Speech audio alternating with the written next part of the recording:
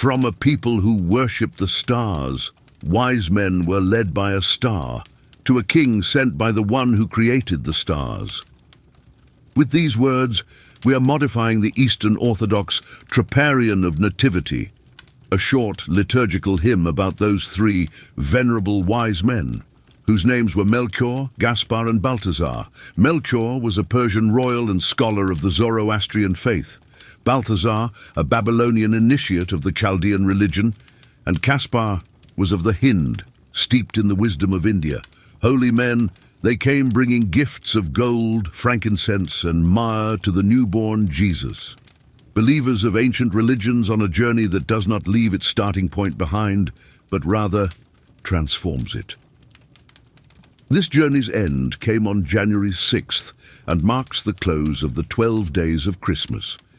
But it is not often remembered that on their way, the three are said to have stopped at the house of a certain mysterious old lady, Befana, the friendly Christmas witch. It was a cold night, and the woman was happily perched by a fireplace from which she had no intention of being dislodged. It is no wonder, then, that when a knock was heard, it was only grudgingly that she came to the door. "We have come to tell you of our journey," they called out. "We know your reputation for making toys, and we go presently to meet the newborn king, to whom a star does guide us, and would that you come as well." So spoke the pilgrim astronomers. Befana, however, did not wish to leave the warmth of her hearth, and so she bid them go on ahead, promising all the while, more to herself than to the strangers, that she would catch up with them in the morning when the sun had begun warming the roads.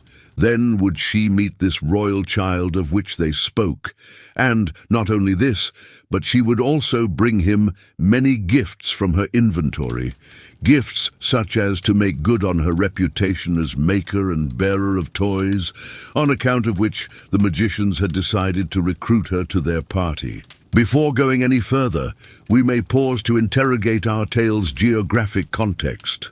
Some may suppose that the biting cold of winter the good old lady was so keen to avoid would not really be so severe in any of the regions between Persia, Babylon, or India, the several starting points of the intrepid sages, and Bethlehem, their final destination. But whatever the weather, we should recall that it is by Befana's standards that it was judged too intense. Furthermore, we should not rule out some meteorological exception that year, or her living in a snowy mountain town whose altitude fortified the cold season. We should also consider that the priests of the Orient, like St. Nicholas, are said to routinely leave gifts at children's homes the world over. They would certainly be capable of a single, magically enabled transport to some distant, colder, northern clime, to which the good witch Befana was native.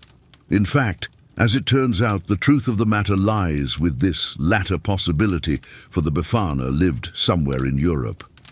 Now, another objection might rear itself. Why, if they commanded such an art, would the three wise men not have used it to arrive instantaneously at their Judean destination?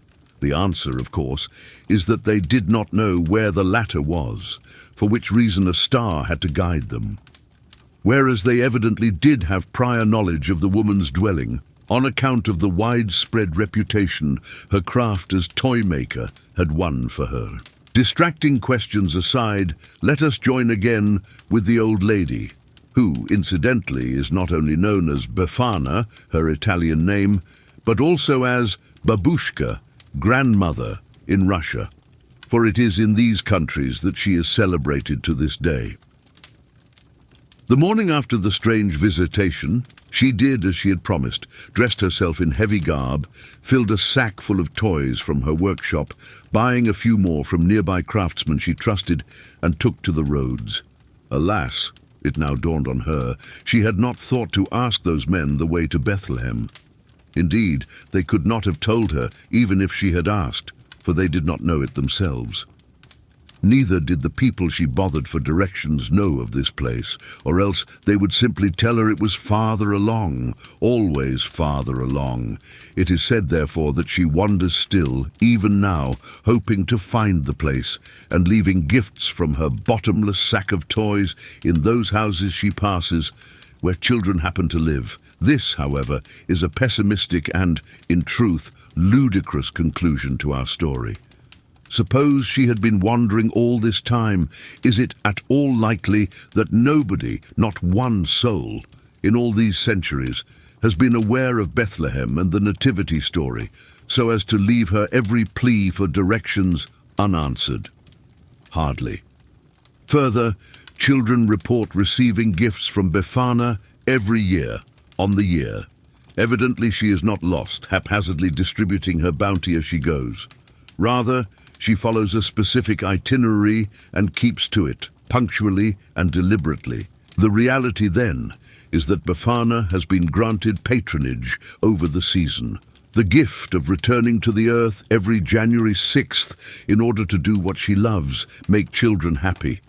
And although she was not with the 3 wise men at Bethlehem, she may now see the Christ in every child, and by serving them, honor him also.